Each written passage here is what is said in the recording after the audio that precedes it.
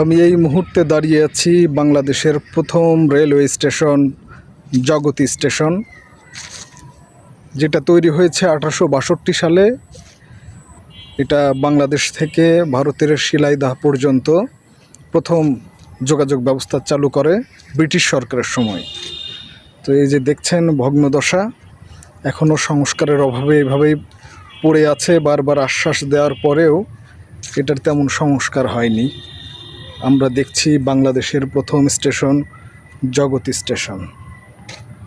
এটি কুষ্টিয়া জেলায় অবস্থিত, কুষ্টিয়া সদরের মধ্যেই। কুষ্টিয়ার মূল শহর থেকে 4 কিলোমিটার দূরে অবস্থিত জগতী স্টেশন।